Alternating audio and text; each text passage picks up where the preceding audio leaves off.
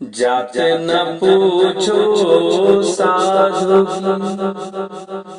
पूछ लीजिए ज्ञान। जात न पूछो साधु पूछ लीजिए ज्ञान। मूल करो तलवार का पर रहन दो म्यान कबीरा, पर रहन दो म्यान।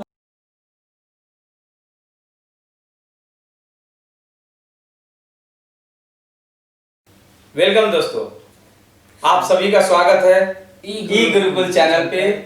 हम हैं लपट बॉयज।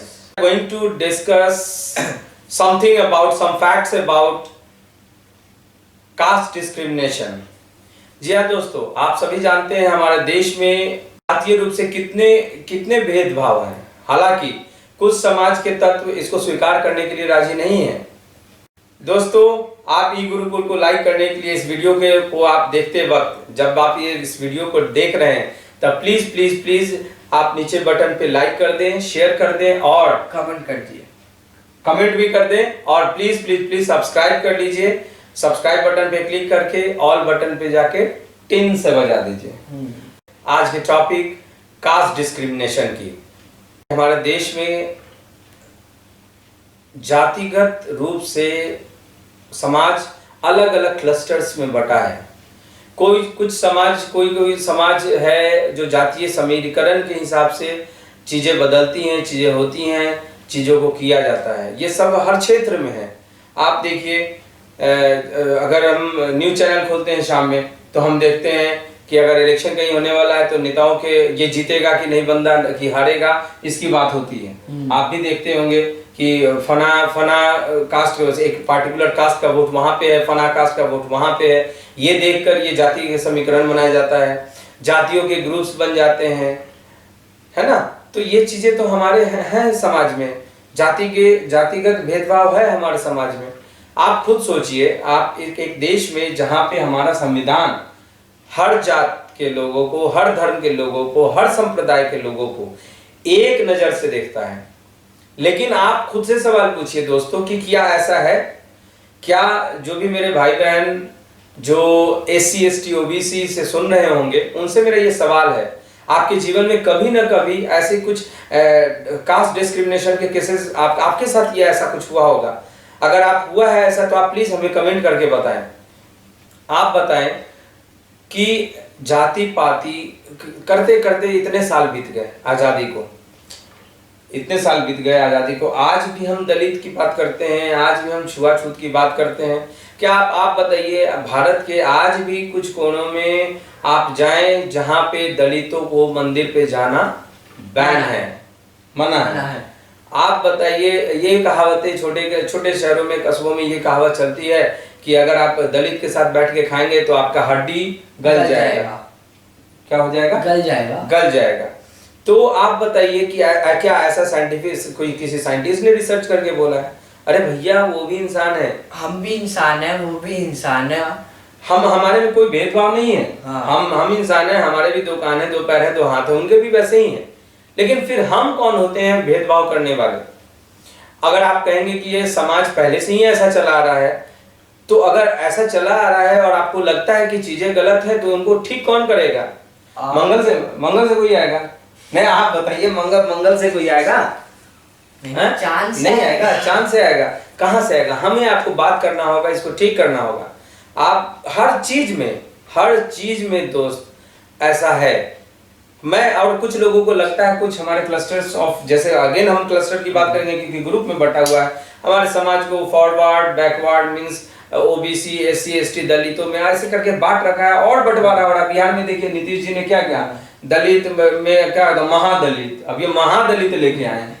अब बताइए, पॉलिटिशियन नई कास्ट बन रही है, बताओ। नई कास्ट बन रही है। एक गांधी जी ने बनाया था हरिजन। उस हरिजन की सोच का क्या हुआ, ये तो हमें अपनी राजनीतिक पार्टियों से पूछना चाहिए कि वो हरिजन कॉन्सेप्ट का क्या हुआ। उसको हमने कहीं पाताल लोक में फेंक दिया, कहीं डस्टबिन में डंप कर दिया। हम सिर्फ जात पात का सारी चीजों पे हम ध्यान देते हैं, सिर्फ अपने को फायदा देखने के लिए, अपने को फायदा पहुंचाने के लिए। आपको देखिए, आप मंदिरों में भेदभाव, परिवार में भेदभाव, हुक्का पानी में गांव में भेदभाव, ये कब तक चलेगा ये? और अभी आप देखिए, अभी अभी जो बहुत दुखद घटना हुई है हाथरस की, वहां ये कोई भी मीडिया या कोई भी पॉलिटिकल पार्टी ये नहीं कह रहा है कि एक इंसान, एक बिटिया का बलात्कार हुआ है, कह रहे हैं कि दलित का बलात्कार, दलित की लड़की का बलात्कार हुआ है। सोचिए कितनी गलत बात है। बहुत सारे न्यूज चैनल वाले उनका नाम ले रहे हैं, उनका फोटो दिखा रहे हैं, क्या ये जस्टिफाइड है? उनके वीडियोस दिखा रहे हैं, आप विदाउट ब्लर किए हुए, ये जस्टिफाइड है? आप समझते हैं? अरे आप ये सोचिए कि हाथरस में एक बिटिया का बलात्कार हुआ, हमें उसे न्याय देना ना है। अगर वो दलित की बिटिया है या मुसलमान की बिटिया है या हिंदू की है या एससी है, एसटी, फॉरवर्ड है, बैकवर्ड, इसको हम क्यों देखते हैं? है तो लड़की ही, एक बेटी है, एक इंसान है, हमें तो किसी की बहन है तो किसी की बेटी, हमें उसको इंसाफ दिलाना है बस।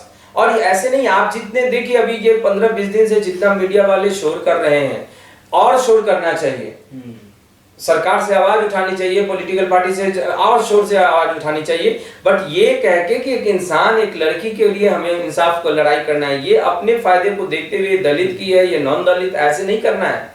और ये गलत है, अगर ऐसे कोई कर रहा है तो ये बहुत निहायत बहुत गलत चीज है। आगे चलना है, उनके परिवार को सपोर्ट करना है, ना कि ये दलित की है तो ये। और जितने देर में वहाँ ये बातें चल रही हैं, उतनी देर में भारत में, आपको मैं डेटा रेशियो बता रहा हूँ, भारत के ये गवर्नमेंट रेशियो है कि हमारे देश में हर 15 मिनट में एक रेप हो जाता है ना? जो आप बताइए, ये हर 15 मिनट में जब हम बात कर रहे हैं, जब वीडियो रिकॉर्ड हो रहा है, वहां भी कि भारत के किसी न किसी कोने में बलात्कार हो रहा होगा। अभी ये मानसिकता को हमें चेंज करनी होगी। आप देखिए, दुनिया में हमारा बलात्कारियों के देश में नंबर 3 पोजीशन है, हम नंबर 3 पे आते हैं। फर्स्ट नंबर पे है अमेरिका, सेकंड नंबर पे ब्राजील, थर्ड पे हम हैं। क्यों है ऐसा? हम अपने आप को डेवलपिंग कंट्री कहते हैं, एक सभ्रांत समाज कहते हैं। अगर हम संविधान के सोच से चलते तो ये डिस्क्रिमिनेशन ही नहीं होता। रेप इज रेप, ये कोई कास्ट इसमें डाल के हम रेप को अपने फायदे और नुकसान की चाशनी में डालने लगते हैं, ये कब तक चलेगा? हम जेंडर इक्वालिटी की बात करते हैं। अरे कहाँ है, क्या है जेंडर इक्वालिटी? बकवास करते हैं। है आपके घर में है, खुद से पूछिए, आपके घर में है जेंडर इक्वालिटी? आपके माँ पापा समान है? माँ पापा को जो रिस्पॉन्सिबिलिटी मिलती है और जो कर्तव्य है वो समान रूप से डिस्ट्रीब्यूटेड है? नहीं है। कोई, माफ कीजिएगा दोस्तों, लेकिन ऐसा है, कुछ क्लस्टर में कुछ % ऑफ फैमिली है जो ऐसा नहीं सोचती है, लेकिन वो बहुत माइनॉरिटी में है ग्रुप। आप बताइए, लड़की पैदा होते ही पहले तो ये मनाया जाता है कि लड़का हो, लड़का हो, लड़का हो। उसके बाद फिर हम मनाते हैं कि चलो हो गया लड़की तो कोई नहीं, चलो पाते हैं आप। ये मजबूरी है, लड़कियों को मजबूरी मान लिया जाता है। लड़कियां आज हर कुछ में, हर चीजों में आगे हैं लड़कों से, फिर भी एक मजबूरी है, क्योंकि हमारी मेंटालिटी ऐसी बनी हुई है। लड़कियों, हम एक वस्तु की तरह ट्रीट करते हैं महिला को, है ना? तो कहाँ है जेंडर इक्वालिटी? संविधान की सोच कहाँ है? फिर है कहीं पे? आपके लिए हम खुद लड़के बात कर रहे हैं, हम खुद समझते हैं इन बातों को।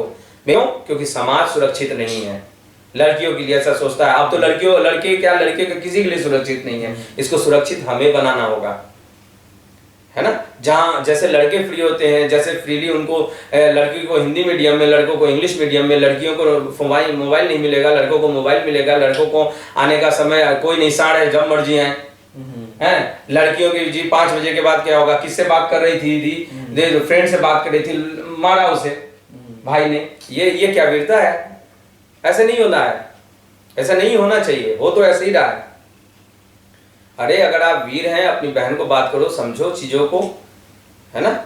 वो भी सोच सकती है अपना अच्छा बुरा। मैं किसी चीज को प्रमोट करने के लिए स्पेशली नहीं बात कर रहा हूँ, मैं गर्ल को प्रमोट करने की बात कर रहा हूँ। भाई उनकी भी सोचने की शक्ति है, वो हमारी आधी आबादी है ना? उनको भी वही राइट मिलने चाहिए। लेकिन हम माता से ज्यादा लड़कियां है हमारी। क्यों? हमारी मेरी माँ मेरी पहली टीचर है, आपकी माँ आपकी पहली टीचर है। तो हमें अपने टीचर को सम्मान के, हम दुर्गा की बात करते हैं, हम पार्वती की बात करते हैं, हम पूजते हैं, है ना? वहां भी कोई लस्टी होगा हमारा, है तो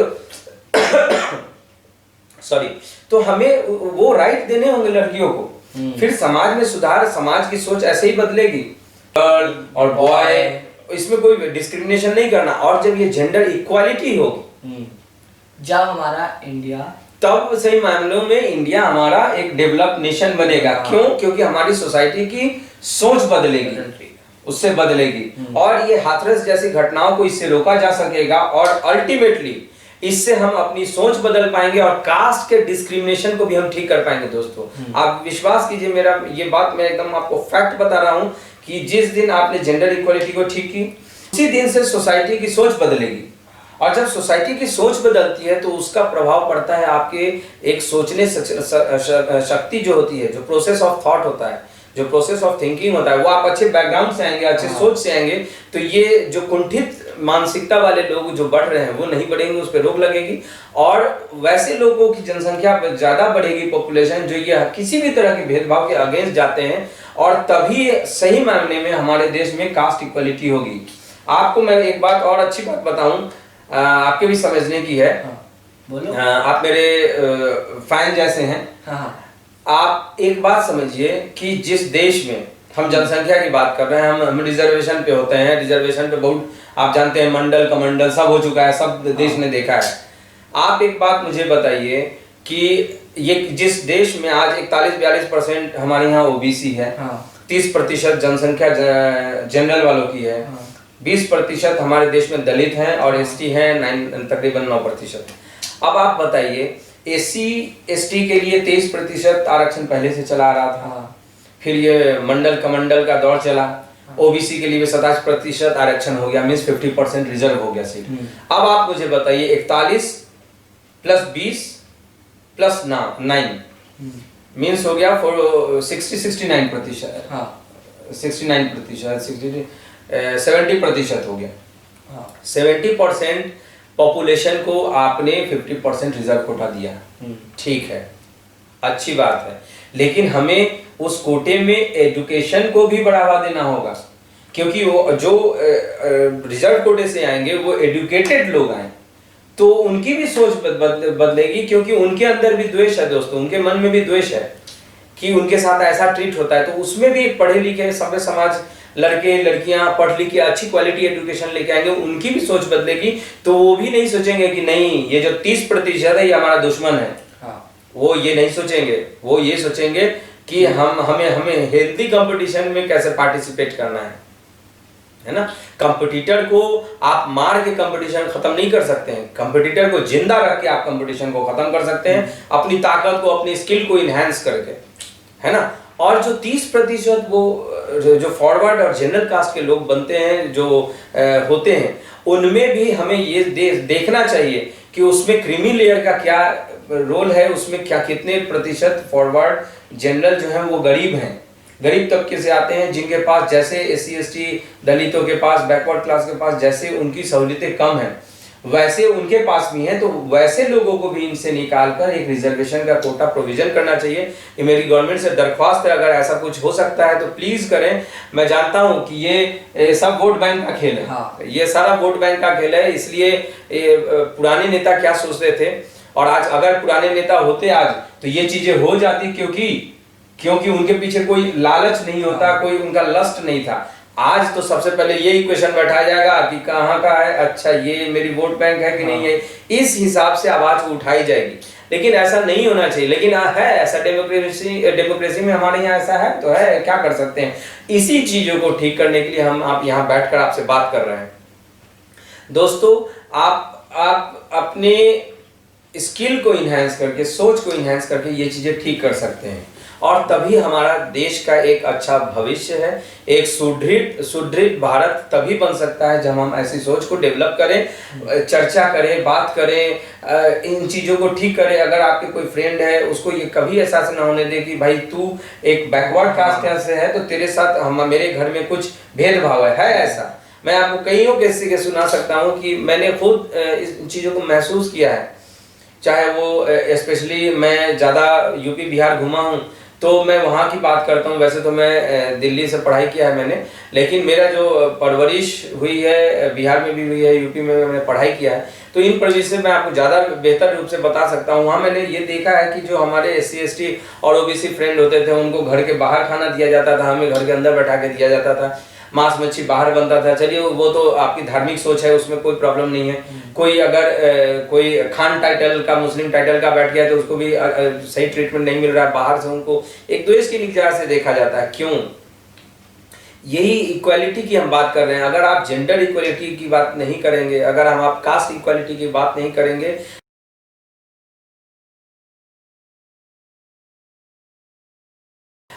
खुशहाल देश के वासी हम गर्व से कह सकते हैं यस वी आर इंडियन। हम आज गर्व से कहते हैं यस वी आर इंडियन, लेकिन जब हम देखते हैं अपने देश में ऐसी चीजें हो रही हैं, ऐसी प्रॉब्लम हो रही हैं, तब हम क्या करेंगे? हमें तो हम क्या कर सकते हैं? हम असहाय महसूस करते हैं कि एक डेमोक्रेसी में होते हुए हम अपनी चीजों को अपनी सरकार से कह के नहीं ठीक करवा सकते हैं। और सरकार को कहते हैं तो उस समय के नेता नहीं है जो आज़ादी हुई थी कि वो देश के लिए सोच के करते थे, आज अपनी लक्ष्य के लिए सोच के करते हैं।